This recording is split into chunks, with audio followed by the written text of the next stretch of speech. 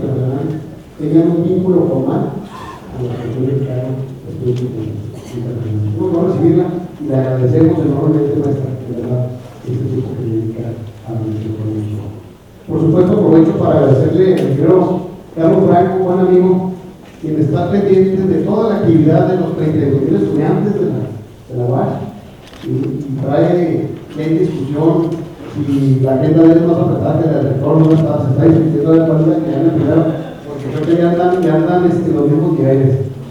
Por supuesto, juez César, nuestro amigo, es el amigo de todos, ¿verdad?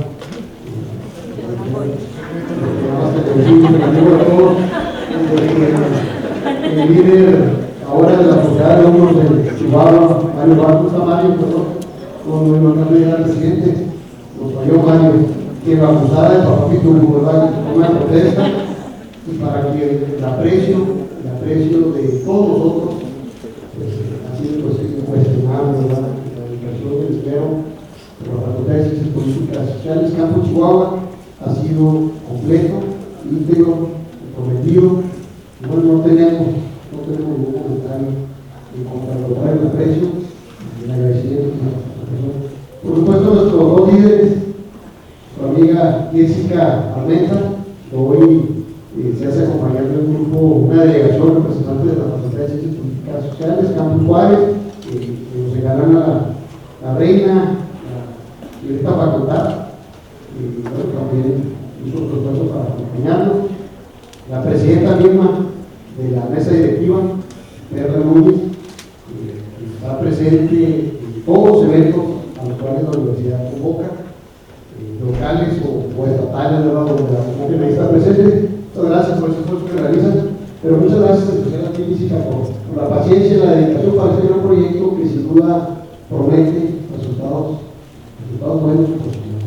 Y por supuesto que a Paola Hernández, nuestra amiga, quien fuera la representante de la mesa directiva del periodo anterior y quien demostró con trabajo y dedicación el compromiso que tiene con nuestra facultad Campo Chihuahua. Hoy emprendemos un nuevo proyecto, encabezando la gente, una gran oportunidad, Paola, en verdad una oportunidad que vamos a tener para disfrutar como institución y como dirigentes de FEME, que van a compartir los dos campos de trabajo y la dedicación que van a tener en beneficio de la comunidad universitaria. Va a ser un gran logro de su profesión durante los próximos años. Y por supuesto, los respetables estudiantes, compañeros y amigos, hoy nos acompañan para un momento tan importante, darles una cordial bienvenida, decirles que la facultad, su facultad, nuestros campus que representan una sola facultad, son el futuro, sin duda, de la Universidad Autónoma de Chihuahua. La respuesta que han dado ustedes a las carreras son la muestra del entusiasmo que la comunidad de Chihuahua tiene por formarse y por modernizarse. La Facultad de Ciencias Políticas, hoy presente en las dos ciudades más importantes, pues hoy despliega su esfuerzo para convertirse en la representante de la Federación de Estudiantes de la Federación Mexicana de Relaciones Internacionales, que agrupará sin duda la representación de las demás instituciones de la educación superior que tienen carreras afines con relaciones internacionales y que habrán pues, de ser sumados sus esfuerzos para que tengamos un frente en el estado de Chihuahua. ¿Qué tanta falta hace para proyectos trascendentes en beneficio de la comunidad universitaria? Los próximos meses estarán llenos de mucha actividad. Tenemos un gran evento que hoy nos compartía la maestra Consuelo Dávila, que es el Congreso, el tradicional Congreso de la MEI, donde serán convocados pues, investigadores y además de funcionarios de primer nivel, embajadores y demás, asegurarse de Tabasco, y la Universidad de Chihuahua estará presente, sin duda. Tenemos también durante el mes de octubre un ejercicio con ustedes, estudiantes de relaciones internacionales, un ejercicio en la Universidad Autónoma de California, justamente en Mexicali, que nuestros líderes van a encargarse de toda la parte logística para que asista una delegación bastante nutrida y represente con la frente en alto a la Universidad Autónoma de Chihuahua, en el modelo de las Naciones Unidas que habrá que aplicarse de la mano con una institución hermana, y pues nos abre las puertas y nos da la ocasión para viajar, para hacer turismo académico, dicen, pero también para aprender y conocer pues, a muchos académicos y estudiantes universitarios como parte de nuestro estado. Y cerraremos el mes de noviembre con el Congreso Nacional, que hoy se traslada a la ciudad de Chihuahua. Es nuestro segundo congreso, que por justicia propia corresponde a la ciudad de Chihuahua, que va a estar pues, nutrido. Bienvenido a Mario Duarte. Mario Duarte, estudiamos hace un momento la disponibilidad de agenda y deseamos que Carlos Franco quedaba en la parte competitiva con el señor rector, el propio Mario también se va a informar ahí. Bienvenido, Mario, nuestro presidente de la mesa directiva de la Facultad de Ciencias Políticas y Letras, Campus Chihuahua. Sean ustedes bienvenidos a este evento protocolario que nos llena de orgullo hoy acompañar y sobre todo poder tener esta oportunidad de darles una colaboración con el. Muchas gracias.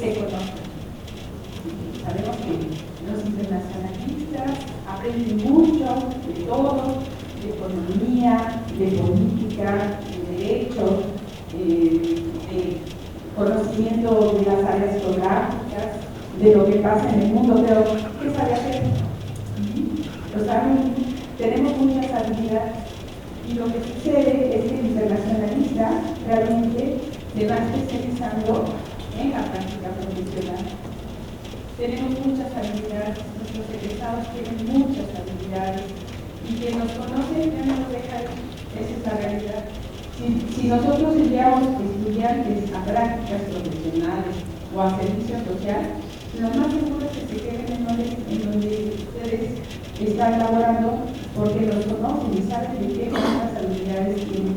Pero entonces, una que las funciones principales de este tipo de asociaciones de profesionistas, de estudiantes, de estudiosos de las relaciones internacionales es que se conozca el perfil de este egresado y además que se cree estos sentimientos de identidad, que es lo que nos va a permitir, ¿no?, en el futuro crear redes que a ustedes les permitan colocarse en las mejores posiciones laborales. Entonces yo celebro mucho que ustedes estén fundando esta Federación Mexicana de Relaciones Internacionales en el estado de Chihuahua. Esperemos que crezca. Yo creo que es importante que tenga una proyección. Bueno, ahorita es estatal, esperemos que más adelante pueda tener una proyección nacional.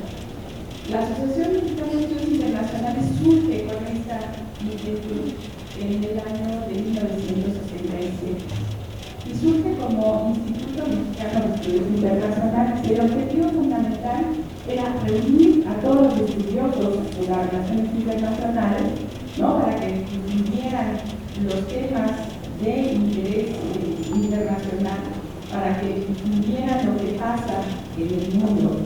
Y bueno, esto al paso de los años ha tenido mayor y mayor importancia porque es difícil hablar ahora de algo que sucede al interior de un país que no tenga vinculación con lo exterior. Y es difícil no voltear los ojos al mundo para entender lo que está sucediendo internamente. Cada vez más los asuntos de la política interna y de la política externa están interrelacionados. Y esto hace que crezca la necesidad de conocer y de difundir con conocimiento de causa lo que está sucediendo fuera de nuestras fronteras. Entonces, la Asociación Mexicana de Estudios Internacionales ha crecido de una manera exponencial. Primero, bueno, porque se ha hecho mucho trabajo, una gran labor de mantenimiento, de constancia, de trabajo, de disciplina en todos estos años para que la asociación continúe viva y continúe trabajando.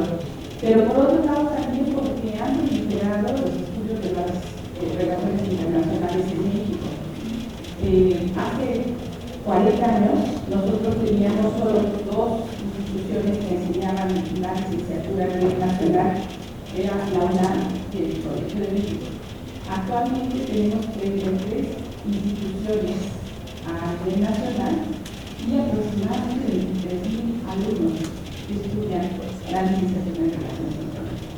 Entonces, esto ha crecido de una manera muy importante y es muy lo que los profesionistas de las relaciones internacionales tengan un espacio que cree identidad, pero que también les permita crear y recrear redes de colaboración con internacionalistas de otras instituciones. Entonces, me parece realmente que es muy importante. Yo les deseo el mayor éxito del mundo en esta empresa. No es sencillo, hay mucho trabajo por hacer. Normalmente es un trabajo honorario que requiere tiempo, esfuerzo, disciplina, constancia, pero que a la larga pues tiene resultados que son muy lamentables. Entonces, me da mucho gusto estar aquí dándoles el banderazo de salida, me da de verdad mucha satisfacción estar aquí entre tanto joven que tiene muchos sueños, ¿no?, muchos sueños por delante que seguro van a cumplir. Entonces, procedemos a la toma de protesta formal.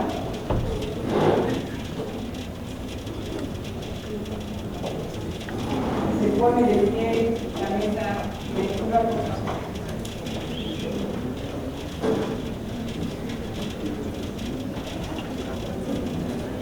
Vamos a proceder toda la formalidad y el protocolo de los internacionalistas. Bien, ustedes que al asumir el honroso cargo de la Federación Mexicana de Relaciones Internacionales, su desempeño será en todo momento lo dispuesto en los reglamentos establecidos en la Federación, así como ejecutar los estatutos de la misma y demás disposiciones que de ellas emanan, mirando siempre por el bien del desarrollo de esta institución. Sí, protesto. Si así quisieren que la comunidad universitaria se lo reconozca, si no, que se lo demande.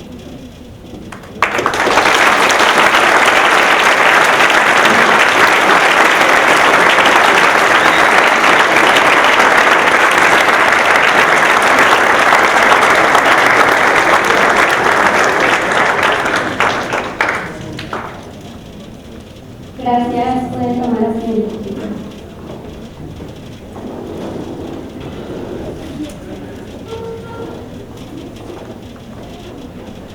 En estos momentos nos compartirá unas palabras la presidenta de la Federación Mexicana de Estudiantes de Relaciones Internacionales, ciudadana Alexis Paola Hernández Piña.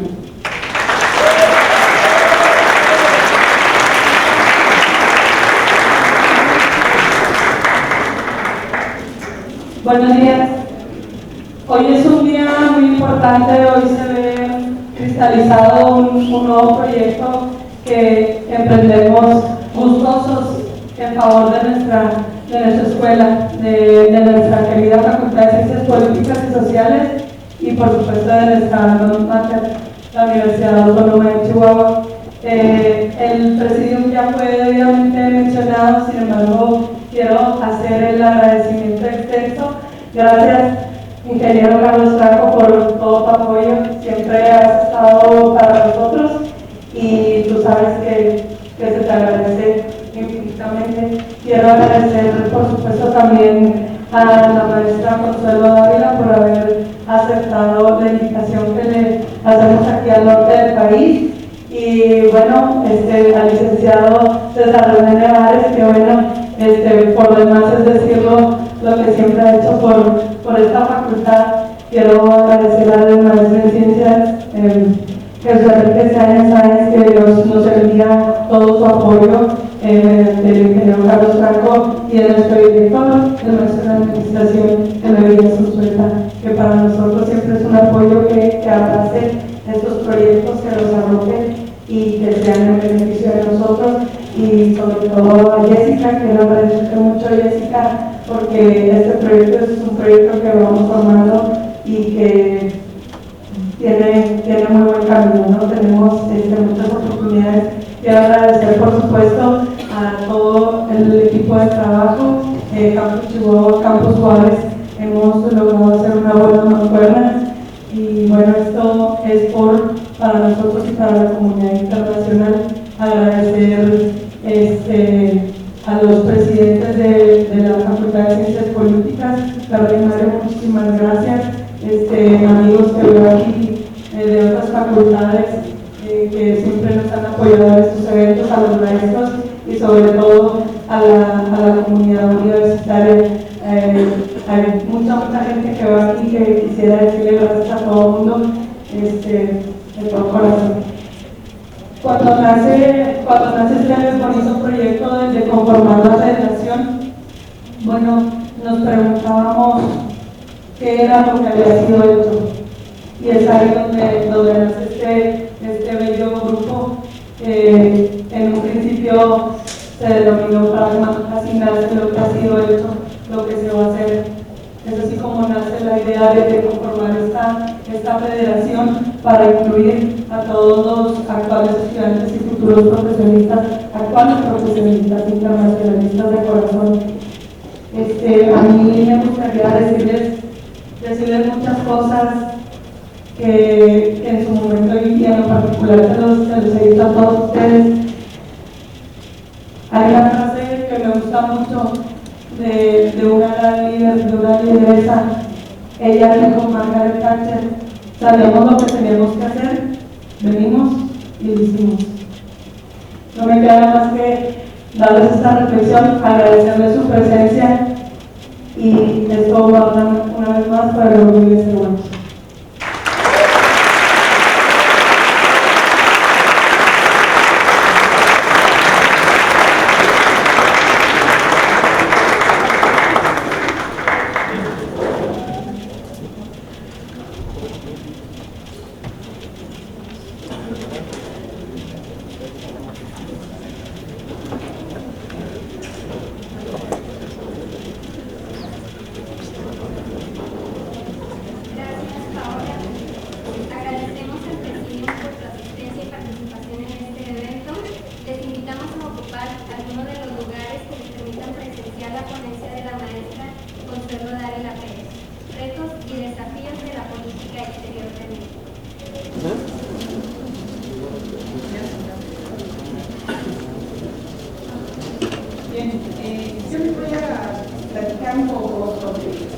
la política exterior de México, perspectivas de la política exterior de México, prácticamente cualquier cosa.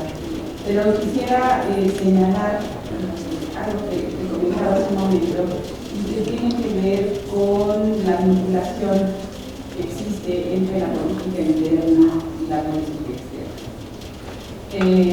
Los jóvenes internacionalistas pueden conocer el mundo, tienen la obligación de conocer el mundo, de conocer los grandes procesos mundiales, pero la perspectiva que van a tener siempre de estos procesos mundiales es la perspectiva que viene de un mexicano.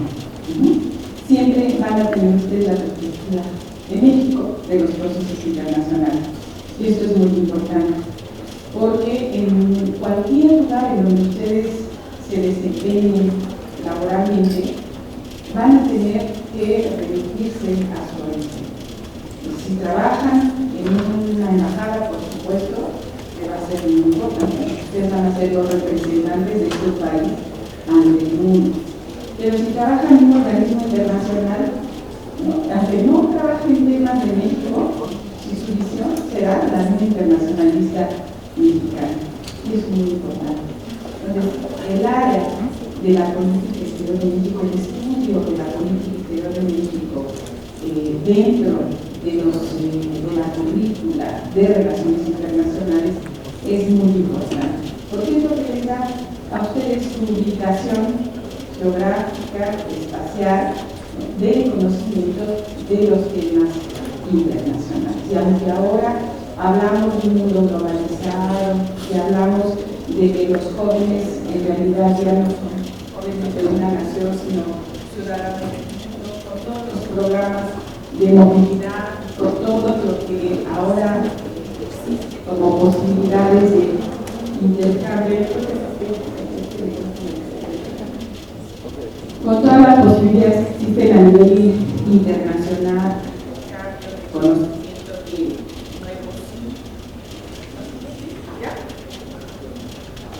de nuevos temas, ¿se escucha? De nuevos temas, de nuevos escenarios. Y lo importante es que ustedes siempre tengan presente que la visión y la perspectiva que tengan va a ser la visión desde su país, desde su lugar de origen. Entonces, la política exterior no es una asignatura más, yo creo que es una asignatura formativa para los estudiosos de las relaciones internacionales. ¿Se escucha bien hasta atrás, jóvenes? No.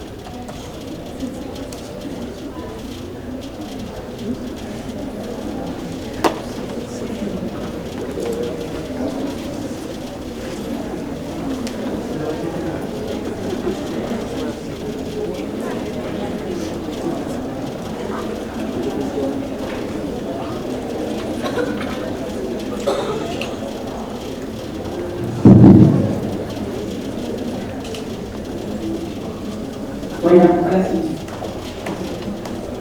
Entonces, digamos, el punto que quiero resaltar en esta ocasión es, en primer lugar, la vinculación entre la política exterior y la política interna. ¿Existe una relación indisoluble entre ambas? Sí. ¿Por qué? Porque es obvio que el Estado, ¿no? El Estado que realiza las acciones, que toma las posiciones o que adopta las actitudes frente al exterior, es un Estado que tendrá mayor o menor éxito en sus gestiones si tiene una situación estable en lo interno y si tiene una mayor legitimidad en su sistema político. Esto es importante, ¿no? Si en lo interior interfiere con la política exterior en muchos sentidos, este es uno de ellos, pero también hay que considerar que en un mundo globalizado es difícil hablar sin política interna, sin recurrir a la ley internacional y viceversa, ¿no? Es difícil hablar de política exterior sin remitirse a algunos aspectos de la política interna. Luego, la parte que tiene que ver con la forma de gobierno, con la toma de decisiones, con la participación de diversos grupos políticos, sociales, económicos o incluso empresariales es fundamental. Entonces nosotros tenemos una serie de temas que quisiera tocar de manera muy breve. Bueno, la aproximación histórica va a ser muy breve. La política exterior y la crisis del modelo de desarrollo económico de México hacia los años 70, luego la apertura económica y comercial que viene después de la crisis, la firma del Tratado de Libre Comercio como un tema crucial que define el futuro de las relaciones internacionales de México, luego la política exterior de los gobiernos llamados de la transición, y los gobiernos panistas en México, la política exterior actual, los grandes rasgos de la política exterior actual, y quisiera centrarme de manera un poquito más amplia en lo que será el acuerdo de asociación transpacífico, que me parece que es uno de los objetivos y de las metas del gobierno actual, que no se conoce lo suficiente y tiene una trascendencia que a mí me parece muy destacada. Entonces, por eso quisiera centrarme un poquito más en este tema. Bueno, en relación a la política exterior de México, en lo general, podemos decir que es una política exterior de principios. Es una política exterior que se fue conformando a lo largo de la existencia de México como nación independiente y que fue reaccionando, ¿no?, a los, digamos, a las tentativas de expansión, a las tentativas de control que venían del exterior. Por eso es que nuestros principios de política exterior son principios que se consideran como defensivos. Es no intervención, autodeterminación de los pueblos, solución pacífica de controversias. ¿No? Es decir, tenemos una serie de principios que son principios que tienen a la defensa de la soberanía nacional. Pero digamos que todo ese cuerpo doctrinario que se fue conformando a lo largo de la historia y que se consolida, se concreta de manera mucho más clara al término de la Revolución Mexicana, con el don Venustiano Carranza, que da a conocer de manera más formal estos principios. En ese momento tenemos una política exterior, que es una política exterior que tiene un gran consenso, es una política exterior que tiene una gran aceptación a nivel interno, porque es una política progresista, revolucionaria, ¿no?, que vela por las causas justas de la humanidad y que se distingue, ¿no?, de la política económica. Entonces, podríamos tener una política económica muy vinculada a Estados Unidos, pero una política exterior que confrontaba a los Estados Unidos en el caso cubano, en el caso dominicano, en el caso guatemalteco, ¿no? Entonces, parecía que teníamos lo que Mario Ojeda denomina como una política exterior que tiene unos matices de política de una cierta independencia relativa en relación al determinismo que nosotros tenemos en nuestras relaciones exteriores, que es pues, la cercanía y la presencia tan fuerte de Estados Unidos pues, en todos los ámbitos de nuestra vida nacional. Entonces, tenemos una política exterior, que es una política exterior constante, es una política exterior que tiene pues una gran aceptación a nivel interno, una gran aceptación a nivel internacional, y es una política exterior que le da a México un gran nombre a nivel externo. México puede participar en los grandes movimientos que se crean después de la Segunda Guerra Mundial de países que recientemente se independizaban, y es invitado, por ejemplo, a participar como país observador en el movimiento de países marginados. Es invitado a participar en el grupo de los 77, en todos estos grupos de países que buscaban una nueva forma de participación a nivel internacional que no fuese la que estrictamente marcaban las grandes potencias mundiales, ¿no? Entonces México se crea de una reputación internacional muy importante a nivel de América Latina, pero también a nivel del mundo. Entonces, caminábamos de esta manera. Después de la Segunda Guerra Mundial, como ustedes sabrán, también tenemos el elemento fundamental que determina a todo este periodo de las relaciones internacionales de México y que se conoce como la relación especial con Estados Unidos. A partir de la Segunda Guerra Mundial, México tiene una época de gran colaboración con Estados Unidos en todos los ámbitos. Hay un acuerdo comercial, hay acuerdos de bracero, hay acuerdo para la solución del problema petrolero. Hay una época que se conoce en términos de los estudiosos de las relaciones internacionales como el periodo de una relación especial con Estados Unidos, en donde en lo económico llevamos de la mano con Estados Unidos, en los asuntos, digamos, que son cruciales para Estados Unidos, México también iba de la mano, y en otros asuntos que no eran tan importantes, pues México podía disentir, ¿no? Esta es la característica, digamos, general de la política exterior del periodo post-revolucionario y que se extiende prácticamente hasta los años 80.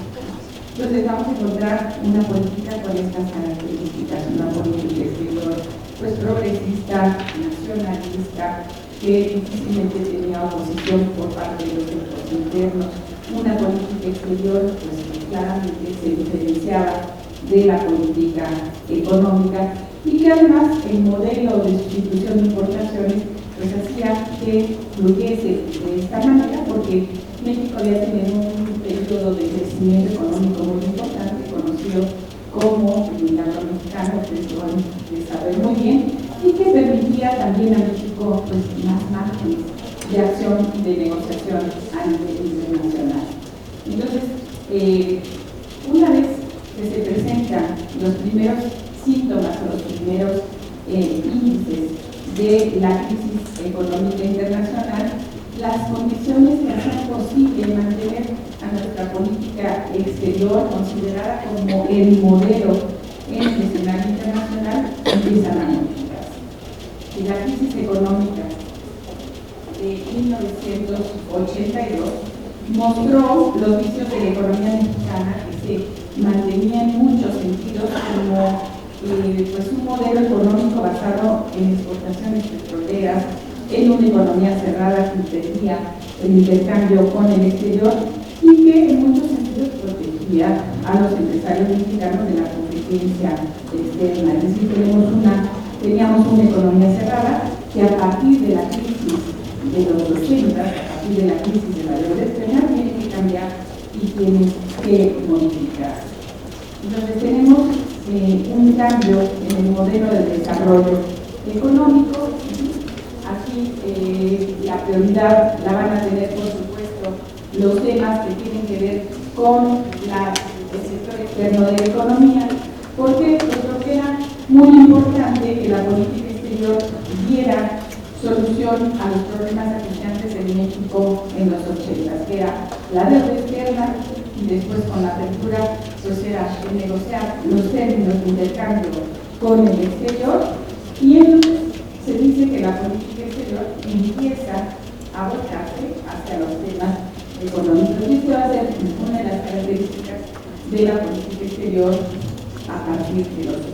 Entonces, digamos que tenemos un gran periodo, ¿no? Que era el que les comentaba hace un momento, que ustedes conocerán muy bien, que tiene que ver con un periodo largo de la política exterior que era predecible, que era muy conocida, que se sabía cómo México iba a actuar a nivel internacional, y de repente el cambio del modelo de desarrollo económico que obliga también al cambio de los patrones tradicionales de la política exterior. Entonces tenemos en este momento, ¿no?, una prioridad clara hacia los temas económicos. La política económica empieza a ser fundamental, repito, la solución al problema de la deuda y la solución a los problemas de comercio van a ser fundamentales y se encomiendan a la política exterior. Por otro lado, pues la relación con las economías desarrolladas también empieza a ser más clara, se vuelve fundamental. Y en este contexto, la relación con Europa, con Japón, con las economías más desarrolladas, es fundamental, pero también con los Estados Unidos. Entonces, de repente encontramos también que la prioridad de la relación con Estados Unidos es una de las tendencias más notorias de la política exterior mexicana a partir de los 80. ¿Por qué? Porque se empieza a hablar de una relación mucho más abierta, se empiezan a negociar acuerdos marcos con Estados Unidos en los 80, los acuerdos marcos con la antesala de lo que será el Tratado de Comercio en los 90. Y por supuesto, ¿no?, con este escenario, volcada la política exterior hacia la política económica y hacia la relación con Estados Unidos, tenemos una natural disminución de los asuntos que tienen que ver con la política diplomática. Y entonces en esos años se hablaba mucho de las dos caras de la misma moneda.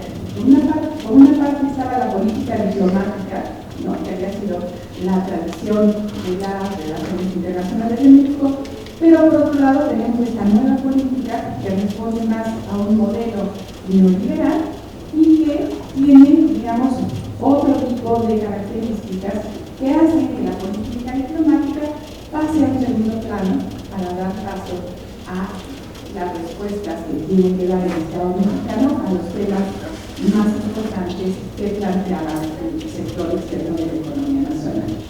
En fin, estas tendencias anteriores se van a ir consolidando durante los años 80 y durante la primera mitad de los años 90. Y tenemos que durante los 90 la negociación del TECA se convierte en un parteaguas para la política exterior mexicana. ¿Por qué? Porque el TECA no es nada más un tratado de comercio. El TECA significa muchas cosas, implica que se reconozca, por ejemplo, como institucional esta nueva política económica de México. Hay que recordar que México ya había ingresado al Acuerdo General sobre el Acceso a Comercio y Comercio, EGATT, hoy OMC, y esto implicaba un compromiso internacional muy importante, porque México ya no podría regresar, ¿no?, en algún momento otra vez a su economía cerrada, ya no podía renunciar a esta apertura económica y comercial que había iniciado. Esto se convierte en un puntal muy importante para las relaciones internacionales de México. Entonces, por un lado, el TECA contribuye a institucionalizar la política de apertura comercial y económica de México y a consolidar los cambios en la política interna y externa de nuestro país. Por otro lado, pues profundiza la integración formal con Estados Unidos, a donde después incluye Canadá, y también se extiende a otras áreas. Si el Tratado de Libre Comercio, el famoso TLCAN, es un tratado que contempla fundamentalmente temas económicos, es un tratado que abre la puerta a la relación en muchos otros temas, ¿no? Sí, es lo que se conoce en términos de integración como el famoso spillover.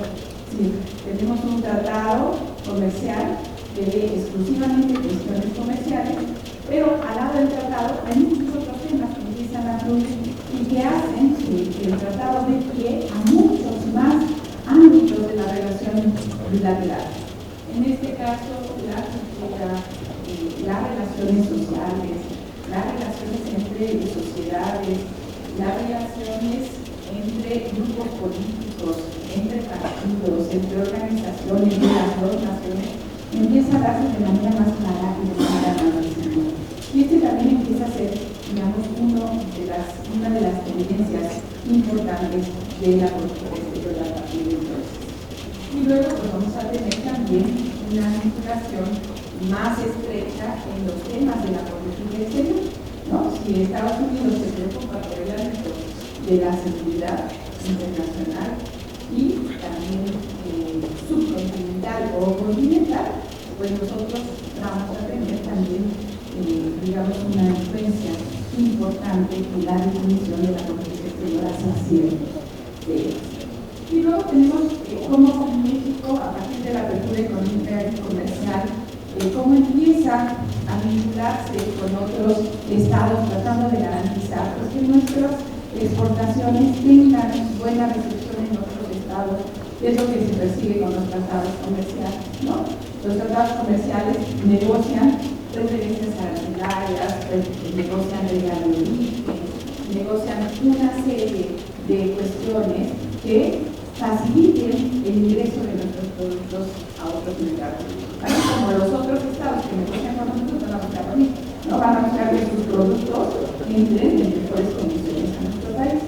Entonces, ¿no? Empiezan a negociar acuerdos comerciales con Europa, con la Unión Europea, con Chile, Colombia, Venezuela, ¿se acuerdan ustedes del grupo de los tres? Con el Caribe, Centroamérica, con Panamá. Podemos ver la siguiente gráfica. Tenemos aquí nosotros un listado de todos los acuerdos comerciales que México ha firmado con otros países. Aquí está. Está muy chiquita la letra, pero ahí tenemos, ¿no?, la cantidad de países con los que México empieza a negociar tratados comerciales. Y esto como producto de esta apertura comercial que iniciara desde los 80. Entonces, digamos a una época en donde la apertura comercial es una realidad, donde la prioridad de la relación con Estados Unidos también es una realidad, y en donde México se preocupa por colocar sus exportaciones de otra manera en que va a recibir recursos externos. Otro tema fundamental es el tema de la inversión, que además era uno de los objetivos en el momento en que México empieza a negociar el Tratado de Libre Comercio, que no tengan después las inversiones en las cantidades en que México lo deseaba. Y luego, bueno, tenemos la presión después de la apertura comercial, de la apertura comercial, ¿no? Esto va de la mano. Si tú no puedes abrirte en un área y cerrar en otra, lo que le pasó a la Unión Soviética, ¿no? Lo que se hablaba que la perestroika no podía ir sin la glasnost, ¿no? Y en el caso mexicano era al revés. Mientras en la Unión Soviética la apertura empezó por lo político, después se extendió a lo económico, en el caso mexicano se fue al inverso. Primero fue la apertura económica y luego vienen todas las presiones de dentro y de fuera para que se diera una mayor apertura política. Entonces, de esta manera también empezamos a ver cómo los diferentes grupos políticos empiezan a organizarse de otra manera y tienen mayor participación en la vida política nacional, en el Congreso, en los gobiernos estatales, en las decisiones que se toman a nivel político, nacional e internacional. Y vamos a ver cómo ya hacia el año 2000 finalmente tenemos el grupo de un gobierno que no es del partido que había mantenido el poder desde la Revolución Mexicana. Entonces tenemos la época de los gobiernos panistas, ¿no?, que tienen pues una serie de matices en términos de política exterior que fueron muy sonados y muy conocidos por toda la sociedad mexicana. Y aquí nada más quisiera hacer una reflexión en términos de que no hay grandes cambios, ¿no?, en la política exterior de México desde los 80. No es cierto que durante los gobiernos panistas la política fue diferente. De ninguna manera. Las grandes tendencias de la política exterior siguen siendo las mismas, ¿no? En primer lugar, es la prioridad hacia los temas económicos. En segundo lugar, es la relación estrecha con los países desarrollados y fundamentalmente con Estados Unidos. Un perfil más modesto, digamos, en términos de la política diplomática. Y sí, tenemos a lo mejor un cambio en la manera en cómo se ven las cosas, en cómo se llevan a cabo la diplomacia, que es importante y que a México le crea ciertos conflictos con el exterior. En el caso de Cuba es muy importante, con el pleito con Argentina también, en Venezuela, ¿no? Entonces tenemos una serie de sucesos que son importantes y que tienen mucho realce durante los gobiernos panistas, pero que en realidad no cambian el fondo, el trasfondo de la política exterior mexicana. Entonces, eso creo que es importante que se sepa.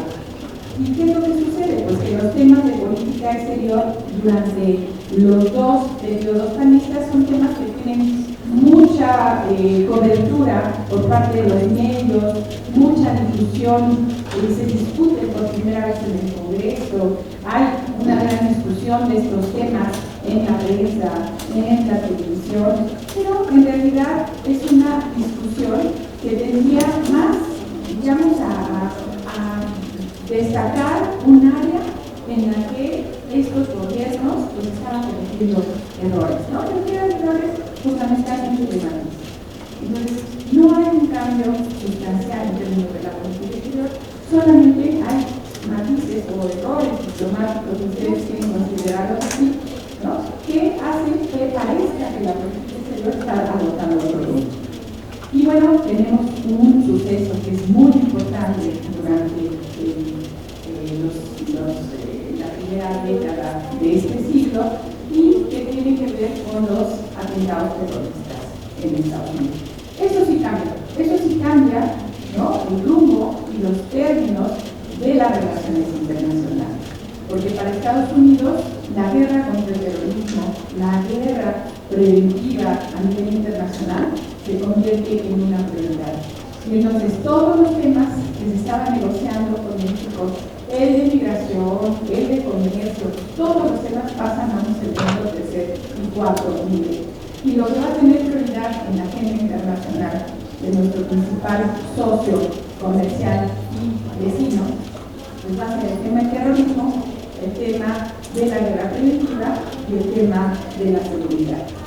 Y entonces, poco a poco, ¿no? Vamos viendo cómo se va reconfigurando también el tema de la seguridad, incluso al interior de México, y de repente nosotros también nos vemos involucrados en los temas de la seguridad. A partir de 2005, por ejemplo, empezamos, ¿no?, a ser parte del famoso ACPAN, del Acuerdo para la Seguridad y la Prosperidad de América del Norte, que un año más tarde desemboca en la famosa iniciativa INE. Y que además coincide con un periodo en donde el crimen organizado adopta pues nuevas características y empieza a ser presente al interior de nuestro país. Entonces tenemos el tema de la seguridad como un tema prioritario de la política exterior, sobre todo durante el sexenio del presidente Felipe Calderón.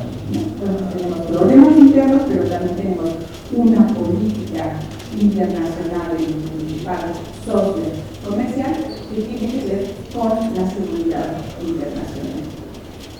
Y así llegamos, ¿no?, hasta el inicio del gobierno actual, que se plantea varios temas interesantes, varios retos. Por ejemplo, ¿no?, es decir, cómo manejar el tema de la crisis económica internacional que se presenta desde el año 2008. Cómo este gobierno va a hacer frente a los efectos de la crisis económica global. Cómo hacer frente a los temas de la inseguridad, de la violencia, de la pobreza y de la desigualdad. Y entonces los retos que se plantea la política exterior durante el gobierno del presidente Peña Nieto es la reducción de la violencia y la modificación de la imagen de México en el exterior. Ello con el objetivo de que México volviese a ser atractivo para los inversionistas y para el turismo, ¿no? Porque si ustedes han estado en algún momento fuera de México o se han escuchado, se han dado cuenta de cómo la imagen de México en el mundo se convirtió en una imagen de violencia, de inseguridad, ¿no? Lo que se destacaba en la prensa internacional eran los secuestros, los descabezados, toda esta ola de violencia que desgraciadamente vivimos en nuestro país. Entonces, uno de los objetivos de este gobierno y que se le encomienda a la política exterior de México es justamente cambiar esta imagen de México, ¿no? Claro que este objetivo pues no tendrá frutos o no tendrá resultados en la medida en que no reduzcan efectivamente el tema de la violencia y seguridad, ¿no? Pero bueno, digamos que este es un objetivo que se plantea desde el inicio. Y otro tema importante que tiene que ver con el que mencionaba eran las reformas económicas en México, las reformas internas. El haber logrado el famoso pacto político fue algo realmente inusual, fue algo que colaboró para que las reformas pudiesen llevarse a cabo, sobre todo durante el primer periodo de gobierno del presidente Peña Nieto.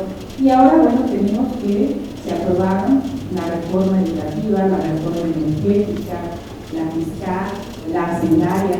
Y esto crea un halo de confianza en el exterior, al punto tal que, si ustedes recuerdan, se empezó a hablar del famoso menú, el mexicano, se empezó a hablar del avance del Estudio Azteca. Y por todos estos medios extranjeros como el New York Times, el País, el Economist, el Financial Times, empezaron a hablar de manera muy amplia sobre este momento especial que estaba viviendo México, en donde las reformas iban a permitir cambiar y transformar su situación frente a los inversionistas extranjeros. Entonces, bueno, las reformas se aprueban y ¿qué sucede? Pues que ahora faltan las leyes reglamentarias, ¿no? Si puede haber una nueva reforma, una nueva ley, pero en tanto que no se aprueban las leyes reglamentarias, pues esto no lo sucede.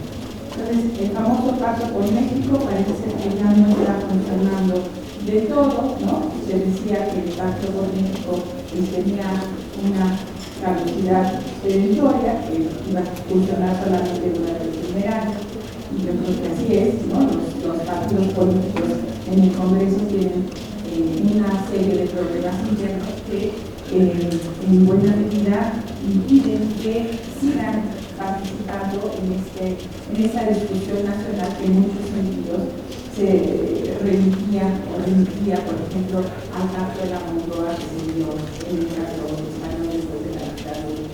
En fin, aquí tenemos un tema que es muy importante, que tiene que ver con cómo se va a dar la reglamentación, cómo se van a dar las leyes reglamentarias de estas reformas que ya se aprobaron.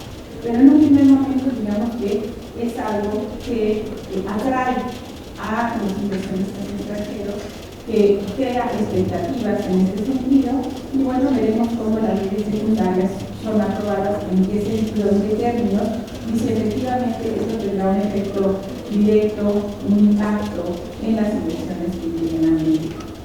Luego, otro tema de la política exterior de México actual es el tema de la diversificación de la agenda internacional. Sin que la agenda internacional no se destine únicamente al tema de la seguridad, sino que sean muchos otros los temas que se aborden. Y a mí me parece que un ejemplo de esto es el mismo nombramiento del secretario de Relaciones Exteriores, ¿no? Que es un economista. Entonces, es un mensaje, digamos, para no continuar con el tema de la seguridad como un tema prioritario, y que sean otros temas, ¿no? Fundamentalmente comerciales, los que estén en la agenda de las relaciones internacionales de México. El gobierno actual ha realizado una gran cantidad de acciones internacionales, viajes, ustedes lo ven todo el tiempo en la prensa, ¿no? Vienen y van personajes de la vida internacional, visitas todo el tiempo a otras naciones, participación en cumbres, en reuniones internacionales, etcétera, incluidos, bueno, los presidentes de los Estados Unidos y el presidente Chile, ¿no? Curiosamente, los presidentes o los representantes de las dos grandes potencias del mundo. Entonces, bueno, aquí veremos qué es lo que sucede en la parte interna, pero me gustaría llamar la atención sobre un tema, uno de los temas que está en la agenda internacional de México actual y que siento que no se ha percibido cuál es el sentido de esta participación. Se habla mucho de la Alianza del Pacífico, de la relación entre Colombia, Perú, Chile y México. Se habla de cuáles son los avances y los acuerdos que han tenido. Se habla incluso de MICTA, ¿no? Del famoso grupo que existe dentro del G20, en donde participan México, Indonesia, Corea del Sur, Turquía y Australia, por ejemplo, pero poco se habla del famoso TPP. Y creo que es un tema fundamental en donde los estudiosos de las relaciones internacionales tenemos que poner un especial cuidado y una especial atención. Miren, las naciones que participan en el TPP son las siguientes. En el año 2005, Brunei, Nueva Zelanda, Singapur y Chile empiezan a negociar un tratado de comercio que les permitiese salir del marasmo en el que había caído la ronda roja de la OMC y también permitiese hacer frente a algunos problemas que tenían que ver con el tema de la agricultura, el tema de la degradación de los productos agrícolas. Y entonces empiezan a negociar con son países que tienen un desarrollo económico importante, vamos a ver algunos datos, y luego en 2008 se une Estados Unidos, porque Estados Unidos, ¿no?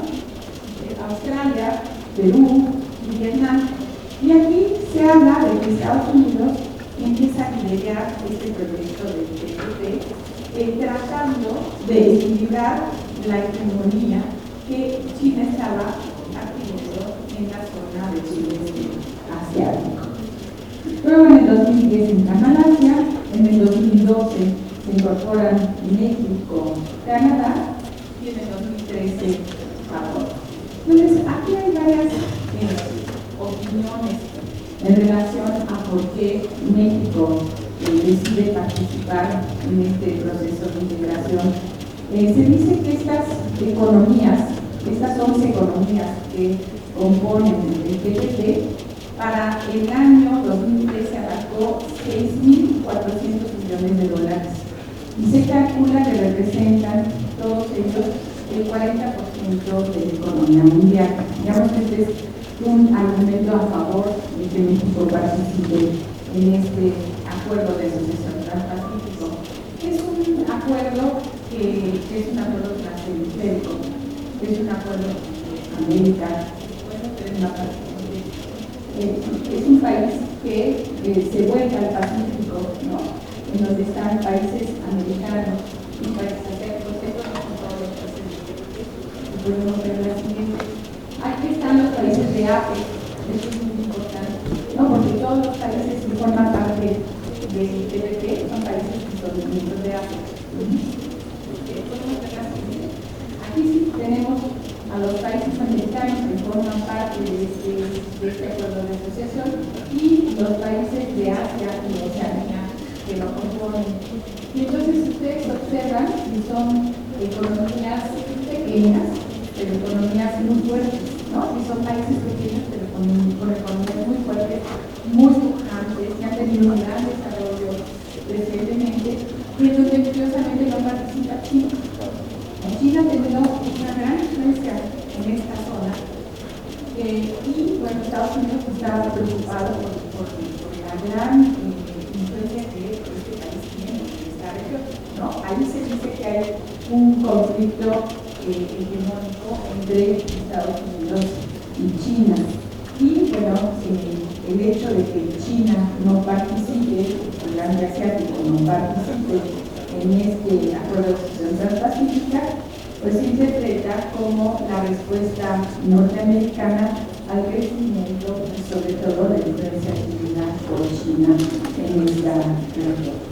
Uno de los objetivos del TPP son todos los que tienen que ver con un acuerdo de libre comercio, integración, eliminación de barreras arancelarias, obstáculos a los comercio, todos estos temas que son tradicionales en los acuerdos de libre comercio, pero hay tres temas que son fundamentales y que no están contemplados ni siquiera en el Tratado de Libre Comercio de América del Norte. Uno tiene que ver con la propiedad intelectual, que es un tema que ha estado presente en las discusiones de la ronda roja de la OMC y que es muy importante, en donde no ha habido un acuerdo, ¿no? Porque Estados Unidos quisiera controlar toda la propiedad intelectual y bueno, necesariamente se le van a afectar a las industrias nacionales. Por otro lado, es el fomento a la certificación de origen. Si las reglas de origen del Tratado de Comercio son reglas muy estrictas, ¿no? Que no permiten que la composición de los productos que se exportan en la región tenga una gran proporción de productos que vengan de otras regiones, ¿no? Tienen que ser productos nacionales para que puedan exportarse dentro de este tratado. Y en cambio, en el TPP se plantea una menor proporción de productos de origen en los productos que se exporten, los productos que tienen todos los beneficios de la liberalización comercial dentro de un acuerdo de libre comercio. Y otro de los temas es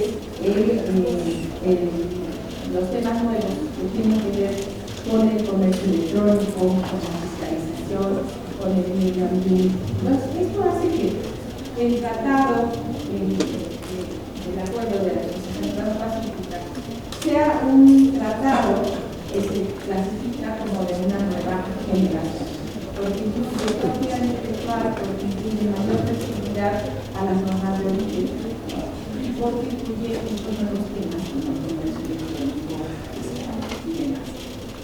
Entonces, bueno, es una suerte de apertura, ¿no?, del tratado de libre comercio sin modificar el tratado de libre comercio. Y eso me parece que es lo más importante y que nosotros como internacionalistas debemos observar y debemos estudiar.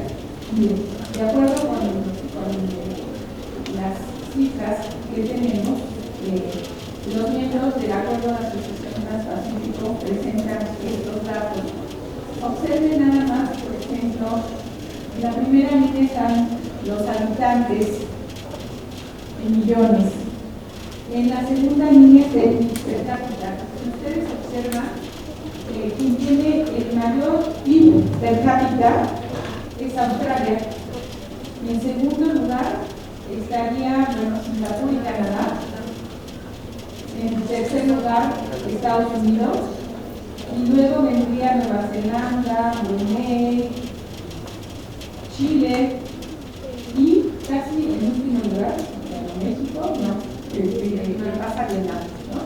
Entonces, son economías, sí es cierto, son economías muy fuertes, son economías que han tenido un crecimiento económico indiscutible en los últimos años y que es importante considerar. Sin embargo, creo que el argumento del crecimiento que han tenido las economías de estos estados es válido en ciertos